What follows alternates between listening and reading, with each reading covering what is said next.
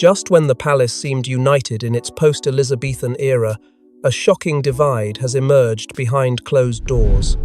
In a stunning act of quiet defiance, Sophie Wessex has refused Queen Camilla's invitation to join a high-profile royal initiative meant to reshape the monarchy's image. But why would one of the firm's most trusted insiders push back, and at the last minute? Before we go deeper into what this really means for the royal family, make sure to subscribe so you don't miss a single update. The royal family has long thrived on the illusion of unity, smiles on balconies, coordinated appearances, and rehearsed narratives designed to reinforce tradition and stability. But behind that carefully polished exterior, personal power plays are constantly unfolding.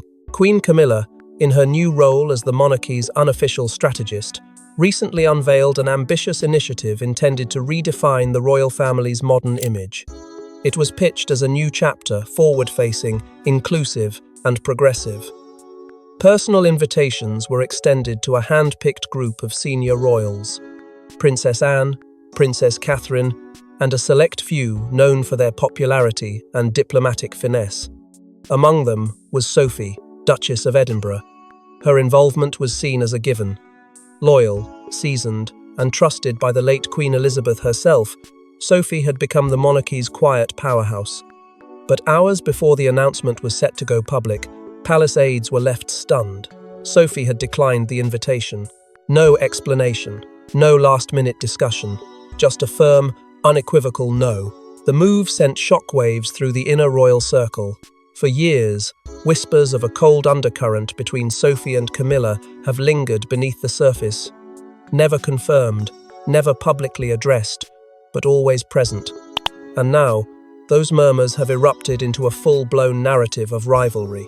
The media seized the moment, painting Sophie's rejection as more than just a scheduling conflict. It was framed as a calculated snub. Buckingham Palace, true to form, issued a brief and ambiguous statement citing differing engagements and logistical considerations. But insiders weren't convinced. What was meant to be a symbolic gesture of unity now risked unraveling years of careful orchestration. This wasn't just a missed engagement. It was a deliberate absence in a moment designed to showcase cohesion, and the timing couldn't have been worse. With King Charles still establishing his reign and the monarchy desperate to appear relevant in the modern era, internal fractures, especially among senior female royals, pose a dangerous threat.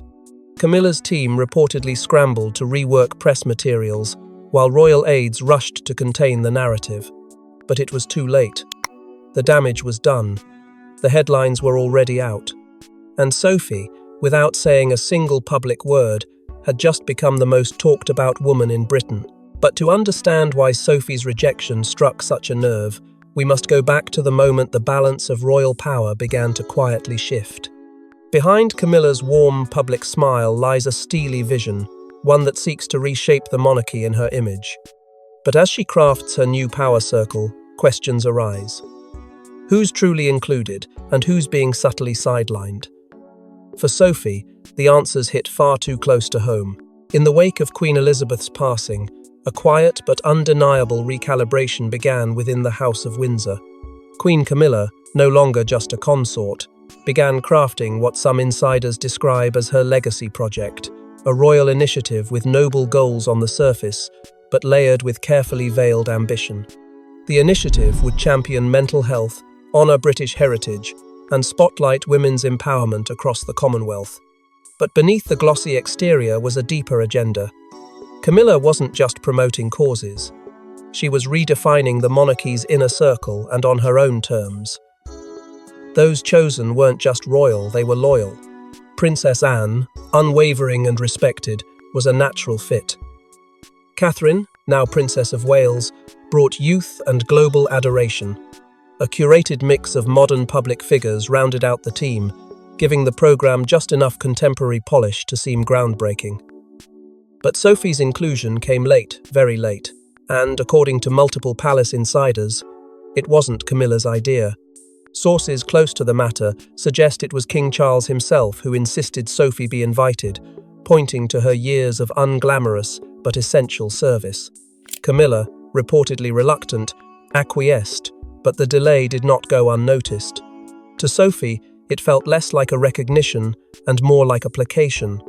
She wasn't being asked to lead, she was being asked to follow as an afterthought. This wasn't the first time either. Private records reveal that Sophie had quietly been left off guest lists to exclusive royal retreats, spearheaded by Camilla over the years. Events that were labelled as family bonding, but subtly served to reinforce Camilla's own sphere of influence within the royal structure. At first, Sophie chose to ignore it. She carried out her duties, kept her silence, and leaned on the values instilled in her by the late Queen. But over time, the pattern became impossible to dismiss. With every initiative launched and every photo op staged, the message grew clearer. Camilla wasn't just stepping into power, she was redrawing the map. It wasn't just about influence. It was about rewriting the monarchy's emotional architecture.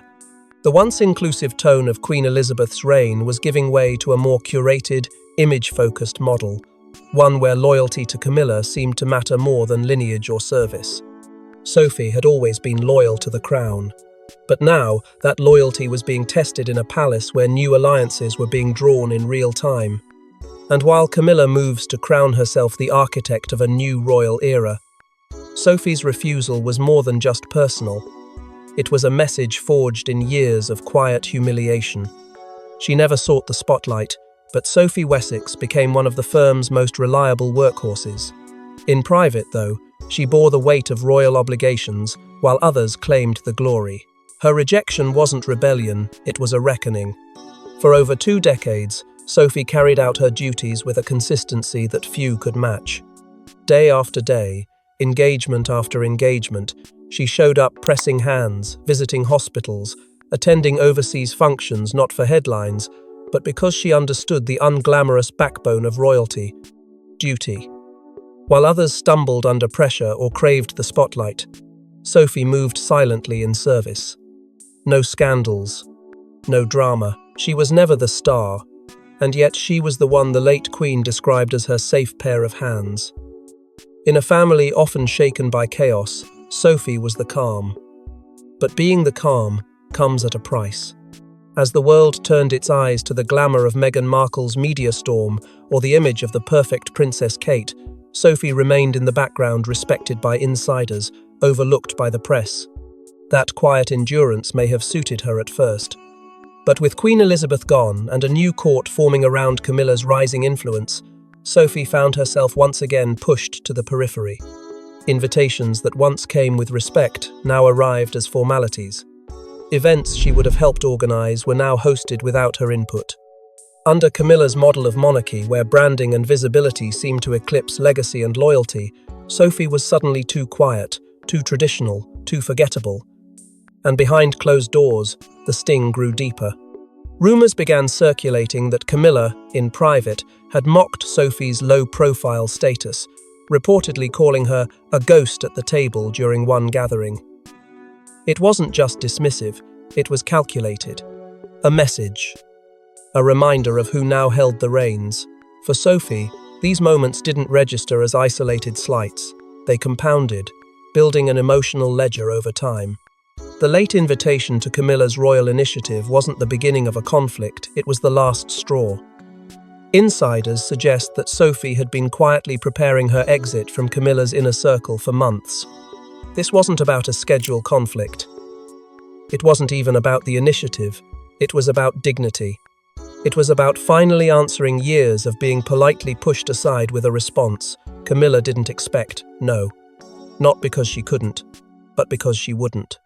And for a woman who had spent years serving with unwavering grace, that refusal thundered louder than any public statement ever could.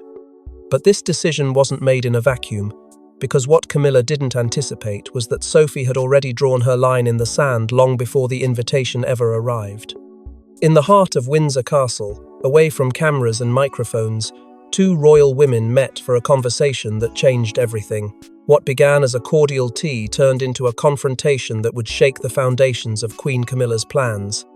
The meeting had been framed as a gesture of unity, an opportunity to align visions, to mend perception, and to bring Sophie into the fold of Camilla's rebranding of the monarchy. On the surface, it was a chance to collaborate, But beneath that polite facade, tensions simmered. Camilla arrived armed with plans, proposals, and an entourage of advisors ready to champion her initiative. Sophie, as always, came alone. She listened, nodding at first, offering the expected courtesies.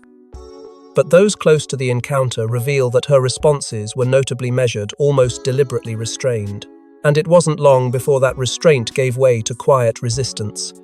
As Camilla outlined the goals of the initiative, painting it as a progressive endeavor to reshape public perception, Sophie interrupted not with rudeness, but with unmistakable clarity. She asked, not once but twice, what the true motive behind the effort was.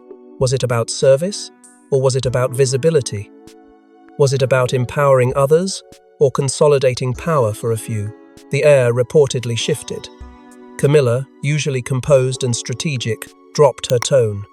She leaned forward and delivered a line that left even seasoned aides stunned. You either step up, or you step aside. The room fell silent. But Sophie didn't blink. With the composure of a woman who had swallowed too many slights for too many years, she responded, I've stepped up for 20 years while others watched. No raised voices, no dramatic exit. Just two women, bound by titles, but divided by principles, revealing more in a few sentences than any press release ever could. For a long moment, neither said another word, but the silence between them was not peaceful, it was final. The meeting ended without the customary photo, without the scripted smiles, without the signal of collaboration that royal aides had hoped to stage. And when Sophie left the room, she did so with no intention of returning to the conversation. For Camilla, the moment was more than uncomfortable, it was a clear warning. That not everyone could be folded neatly into her plans. That loyalty could not be demanded through invitations delivered too late. The aides who had accompanied Camilla were visibly unsettled, some whispering that the Queen had underestimated the strength behind Sophie's quiet demeanour. This wasn't just a refusal, it was a reckoning wrapped in civility. What was meant to be a simple endorsement became a declaration of independence, and for Camilla, a signal that not everyone could be managed quietly. For King Charles, this was more than a dispute between two senior royals. It was a clash of loyalty, legacy, and love. With Camilla pushing one agenda and Sophie signalling quiet rebellion, the monarch found himself in an impossible position. Behind palace walls, the storm was no longer quiet. Charles, a man who had waited longer than any heir in British history, now found himself standing on unstable ground.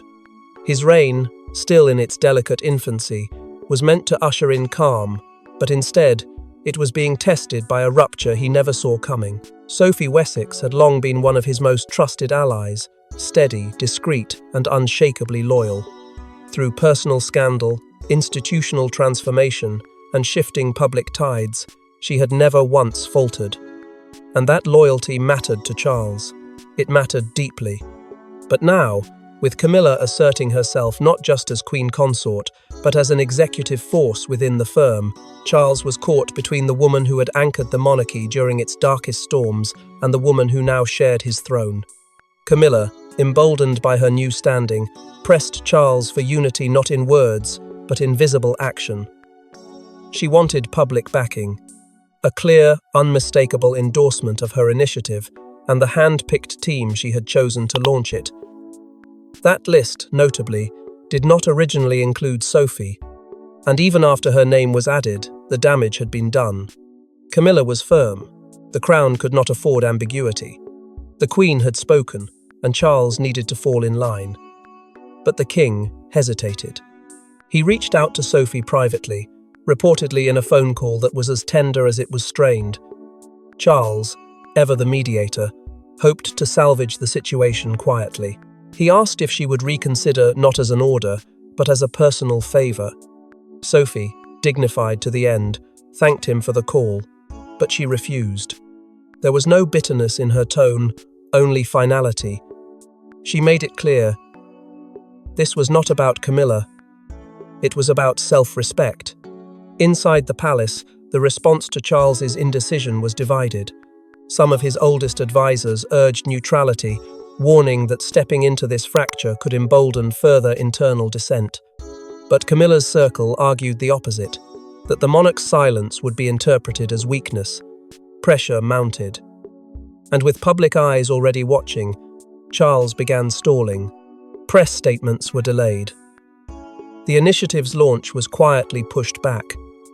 Rumours circulated that a last-minute reshuffle was underway, but to those paying attention, it wasn't hard to see the truth.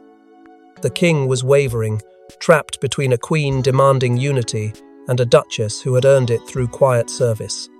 He couldn't please them both, and in trying to walk the line, he risked losing control of the narrative altogether. And as the royal PR machine scrambles to bury the story, one voice begins to emerge from the shadows, someone who knows just how deeply these divisions run. Just when the palace thought it could contain the fallout, Lady Louise, Sophie's daughter, steps into the fire. Her quiet, poised demeanour shatters as she makes a rare public move that threatens to ignite the royal powder keg. In a family defined by restraint, Lady Louise Windsor had always followed the unspoken rule. Keep your head down, fulfill your duties, and speak only through service. But that silence was broken in one stroke. Without warning, Louise posted a cryptic message to a small but fast-growing online audience. There is a difference between duty and dignity. One is given, the other must be defended. It wasn't tagged. It didn't mention names. But within minutes, it was everywhere. The timing was surgical, the language unmistakably pointed. And for a family already struggling to contain a narrative spiraling out of control, the message struck like a lightning bolt. Royal correspondents pounced, linking the message to Sophie's quiet standoff with Camilla. The media, already circling the story, now had a new angle. A generational voice emerging from within the palace, and she wasn't following the script. What made the moment even more volatile was who Louise had become. Once a shy teenager rarely seen in public, she had grown into a poised and articulate young woman admired for her intellect and grace. Among younger royal watchers, she had quietly cultivated a following viewed as the modern embodiment of dignity, tradition, and quiet strength. Her post didn't just go viral, it was dissected, reposted, quoted across headlines from London to Sydney. Royal watchers began drawing eerie comparisons to a young Princess Diana, another woman who once used subtle defiance to expose the fault lines of monarchy. And now, it appeared, Lady Louise had inherited not just her mother's grace, but her fire. Inside the palace, panic erupted. Aides scrambled to manage the growing storm, dismissing the post as a private reflection taken out of context. But the damage was irreversible. The public had already filled in the blanks, and for those paying attention, it was impossible not to connect Louise's statement to the very public sidelining of her mother. Camilla's camp rushed into damage control, briefing reporters that the Queen remained supportive of all family members and that Louise had always been admired for her independence. But privately, the tone was far less forgiving. Some in Camilla's circle feared Louise's move had not only shifted public sympathy towards Sophie, but reignited dangerous parallels that Camilla had spent years trying to distance herself from. Because this wasn't just a daughter defending her mother. It was the emergence of a new player, someone who had nothing to lose, but everything to say. And with the monarchy already under pressure, Louise's voice cut through the noise with a rare authenticity the palace couldn't manufacture. It forced a question no one inside the royal household wanted to confront. If the next generation no longer respects the structure, how long can that structure hold? And just as the royal family reels from this unexpected blow, an even more shocking revelation begins to surface, one that could alter the course of Camilla's entire initiative. An anonymous leak from inside the palace delivers a blow Camilla never saw coming. Internal memos suggesting the initiative was never meant to be inclusive, but a tool to sideline specific figures. The media smells blood, and Sophie's silence grows louder. It began with a single email, an encrypted file, sent anonymously to a high-profile royal correspondent known for exposing palace contradictions. Within hours, it was on the front page of every major tabloid. The documents were chilling in their candor. Internal memos from Camilla's private office, cataloguing senior royals into categories like public assets, symbolic figures, and most damning of all, non-essential. Under that final column, one name stood out: Sophie Wessex. It was more than exclusion. It was strategic erasure, masked as modernization. The memos revealed a chilling blueprint, not just about who would lead the new royal initiative, but about who would be deliberately sidelined to maintain a specific media image. Sophie wasn't left out by accident, she was filtered out by design. Even more explosive was how deeply the assessment went. Senior royals were ranked not by service or loyalty, but by media appeal, youth optics, and emotional resonance with the public. There was no mention of duty, no acknowledgement of decades of service, only brand value. And for a monarchy built on tradition, the revelation was nothing short of scandalous. Whispers inside the palace suggest the leak came from someone close to Sophie, not out of vengeance, but protection. A final line of defense from aides who had grown tired of watching quiet service, repaid with calculated disregard. And once the documents were out, there was no turning back. Camilla's team scrambled. Crisis meetings were held. Statements were drafted, then scrapped. Nothing stuck. The memos were too precise, too real to be waved off as fabrication.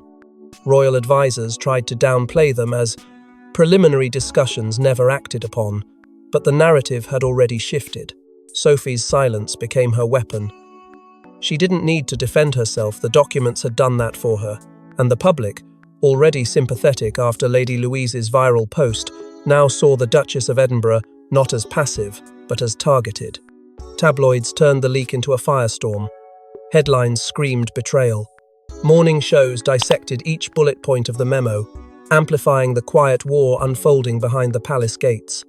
Polls showed a massive swing in public favour towards Sophie and Louise, while Camilla's approval ratings took a hit. Even long-standing royal commentators began to ask the unthinkable. Had Camilla's reign already begun to fracture from within? What was supposed to be a legacy-building moment had become a PR implosion. And as the monarchy scrambled to reassert control, one thing became painfully clear: Camilla's image as the great royal unifier was cracking. Because you can control the spotlight, you can control the speeches, but you can't control the truth once it escapes the palace walls. But Camilla isn't one to retreat quietly, and her next move takes everyone by surprise. With her image under siege and her initiative unraveling, Camilla prepares a bold counterstrike. But Sophie's next move isn't what anyone expects, and it's not about revenge. It's about reclaiming dignity. In the face of leaked memos, public backlash, and mounting comparisons to a fractured royal past, Camilla's next step had to be swift, strategic, and above all, calculated. Within days, the Queen's team orchestrated a surprise video announcement. In it, Camilla outlined several evolutionary changes to the controversial initiative, recasting the narrative entirely. The program, she claimed, had always been collaborative. In a softened tone, she praised the strength and diversity of royal women and acknowledged the need to listen and evolve.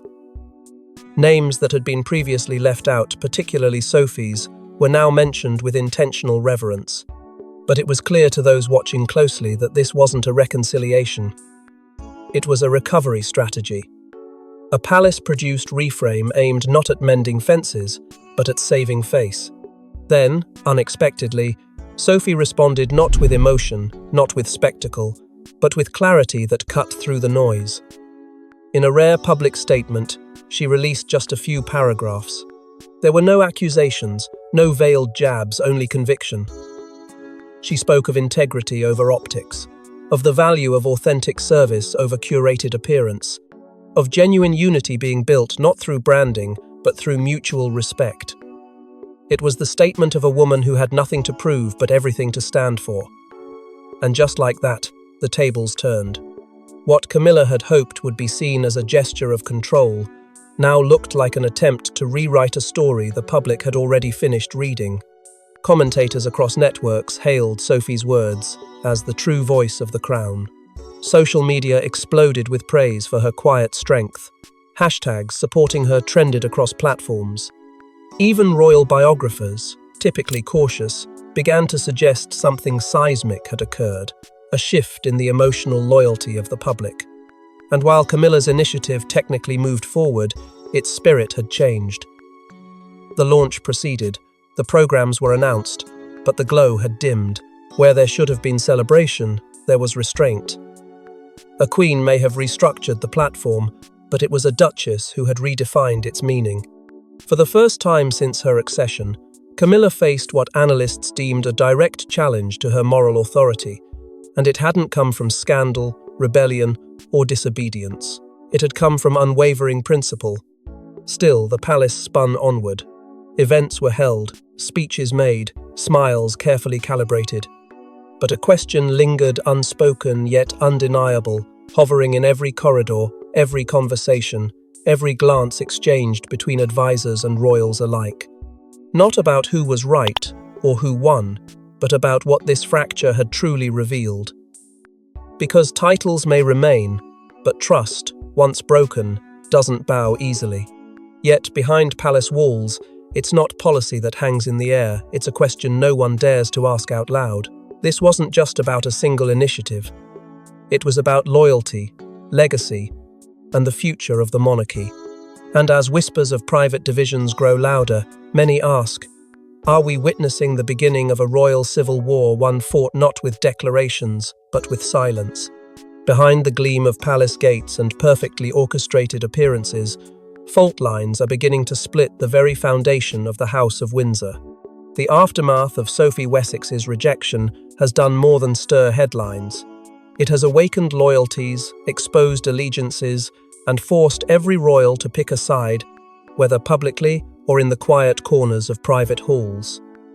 On one side are the Camilla loyalists, new courtiers, restructured aides, and senior figures whose rise has been fast-tracked under her influence. They speak the language of modern monarchy: optics, brand synergy, media reach. On the other are what insiders are now calling the legacy royals, those still clinging to Queen Elizabeth's unwritten code of service before spotlight, duty before dominance. Sophie's stance, intentional or not, has placed her squarely at the center of this growing divide. The contrast couldn't be starker. Queen Elizabeth's reign was defined by an almost mystical restraint. She wielded power not through assertion, but presence. Her silence was command. Her absence, strategy. Camilla, however, has brought with her a different blueprint, one that trades quiet reverence for curated visibility. She has stepped into the foreground, rebranding the monarchy as a proactive, public-facing institution. But in doing so, she's triggered unrest among those who were raised on a different doctrine. Generational tensions now simmer beneath the surface. Younger royals, particularly those observing the treatment of figures like Sophie and Lady Louise, are beginning to question not just who holds power, but how it's being used. The media has only poured gasoline on the fire. Tabloids now frame Sophie as the antithesis of Camilla, duty-bound, discreet, and principled. Some call her the ghost of the monarchy's conscience. Others call her a symbol of resistance. Either way, she has become more than herself. She's become an idea. And the moment that happened, this was no longer about an invitation. It became a movement. Inside Buckingham Palace, the grip tightens. Communications are more tightly controlled, access to press restricted, and interviews suddenly cancelled. But it's too late. The fracture is exposed, and no amount of spin can seal what's been cracked. This is not an institution in crisis, but in transition. And in transition, the balance of power is never static. What began as a quiet refusal has spiraled into a re-evaluation of who the monarchy is meant to serve and who truly embodies its spirit. And so, with a single no, Sophie Wessex may have unknowingly lit the fuse beneath the House of Windsor, and the explosion is only just beginning. Thanks for watching. Don't forget to like and subscribe, and we will see you in the next one.